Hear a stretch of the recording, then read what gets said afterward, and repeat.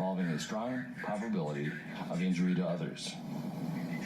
Third element, the defendant's act took place on or about May 25th, 2020 in Hennepin County. If you find that each of these elements has been proven beyond a reasonable doubt, the defendant is guilty of this charge.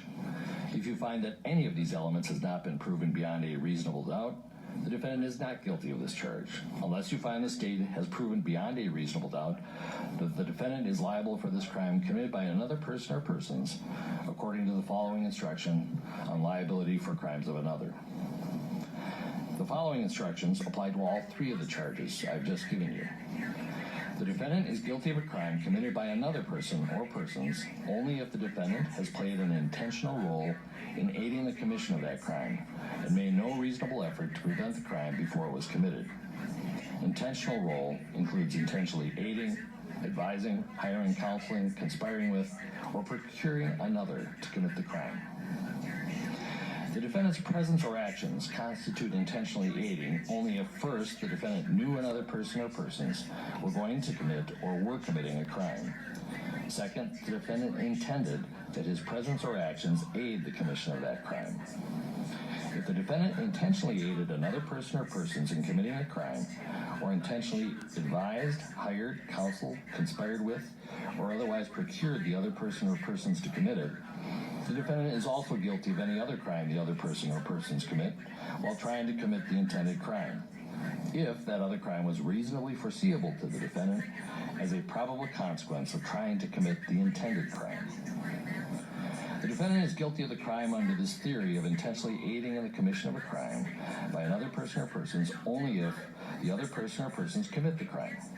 The defendant is not guilty for aiding, advising, hiring, counseling, conspiring, or otherwise procuring the commission of one of the charged crimes unless that crime is actually committed. The defendant, or the state rather, the state has the burden of proving beyond a reasonable doubt that the defendant intentionally aided another person in committing the charged crime. No crime is committed if a police officer's actions were justified by the police officer's use of reasonable force in the line of duty in effecting a lawful arrest or preventing an escape from custody.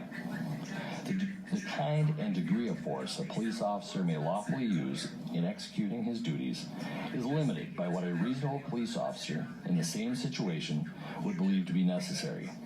Any use of force beyond that is not reasonable. To determine if the actions of the police officer were reasonable, you must look at those facts which a reasonable officer in the same situation would have known at the precise moment the officer acted with force. You must decide whether the officer's actions were objectively reasonable in light of the totality of the facts and circumstances confronting the officer, and without regard to the officer's own subjective state of mind, intentions, or motivations.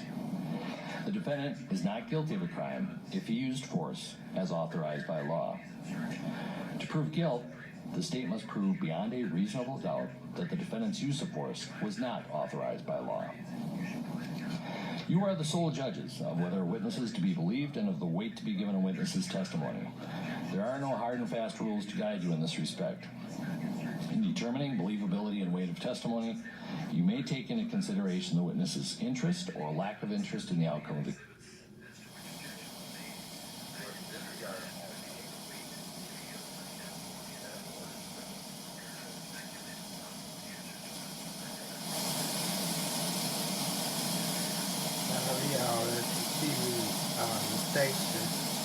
That's the court. Okay, it looks like the feed just froze. We'll take a quick break. When we come back, we'll be back live. Stay with us.